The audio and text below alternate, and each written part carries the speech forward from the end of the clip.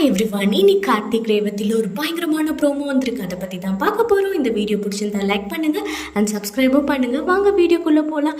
நேற்றுக்கு நம்ம ரேவதி தள்ளாடி தடுமாறி இருக்கிற நிலையில் நம்ம ராஜா அவங்கள ரூமுக்கு கூட்டிகிட்டு போயிடுறாரு. அவர் ரூமுக்கு கூட்டிகிட்டு போனோடனே ரேவதி பயங்கரமாக அவங்க மனசில் இருக்கிறதெல்லாம் புலம்பிகிட்டு இருக்காங்க. அதாவது என் வாழ்க்கையில் நான் எந்த டிசிஷனும் எடுக்கலை, என் வாழ்க்கையில் இருக்கிற எல்லா டிசிஷனும் அடுத்தவங்க எடுத்தது தான். சின்ன வயசுலேருந்தே எங்கள் அம்மா தான் எல்லாமே எடுத்துகிட்டு இருந்தாங்க. கடைசியில் கல்யாணத்துக்கு கூட என்னோடய சொந்த டிசிஷன் எடுக்க முடியாமல் போயிடுச்சு அப்படின்ற மாதிரி பயங்கரமாக ஃபீல் பண்ணி பேசிகிட்டு இருக்காங்க. நம்ம ராஜாவுக்கு என்ன பண்ணுறதுனே தெரில. அவருக்குமே ஒரு பக்கம் வருத்தமாக இருக்குது.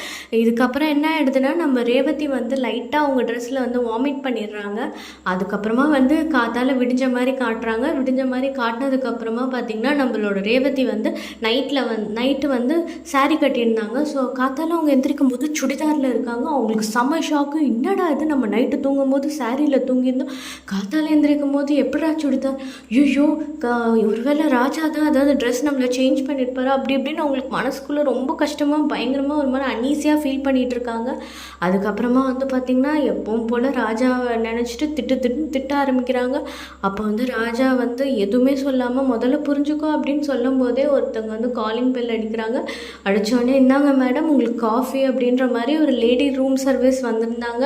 அப்போ அவங்க சொல்லும்போது எனக்கு எதுக்கு காஃபி அப்படின்ற மாதிரி அவங்க கேட்குறாங்க. நீங்கள் எவ்வளோ மயக்கத்துலேயும் உங்களுக்கு எவ்வளோ உடம்பு ஒரு மாதிரி இருந்தது அப்படின்ற மாதிரி சொன்னோன்னே, நேற்றுக்கு என்ன நடந்ததுன்னா, இந்த மாதிரி உங்கள் ஹஸ்பண்ட் தான் கூப்பிட்டுட்டு இந்த மாதிரி வாமிட் பண்ணியிருக்காங்க, அவங்களுக்கு ட்ரெஸ் சேஞ்ச் பண்ணி விடுங்க அப்படின்ற மாதிரி சொல்லி உங்களுக்கு கம்ப்ளீட்டாக ட்ரெஸ் சேஞ்ச்லேருந்து எல்லாமே நான் தான் பண்ணேன் அப்படின்ற மாதிரி சொன்னோன்னே, அப்போ தான் ரேவதிக்கு ரொம்ப ஷாக் ஆகுது.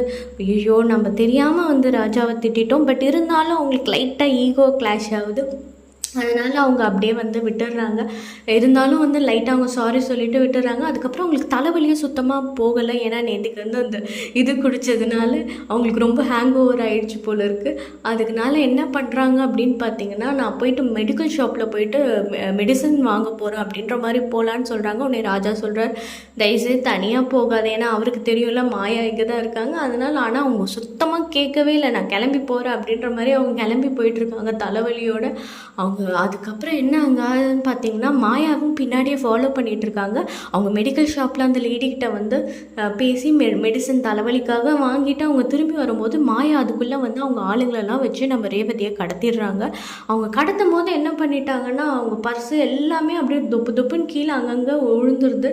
இதுக்கப்புறம் என்ன நடக்க போகுதுன்னு தெரில. நம்ம ஹீரோ எப்படி நம்ம ரேவதியை காப்பாற்ற போகிறாங்கன்னு தெரியல.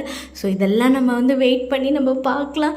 இந்த வீடியோ பிடிச்சிருந்தா லைக் பண்ணுங்கள் அண்ட் சப்ஸ்கிரைபும் பண்ணுங்கள். தேங்க்யூ ஸோ மச் ஃபார் வாட்சிங்.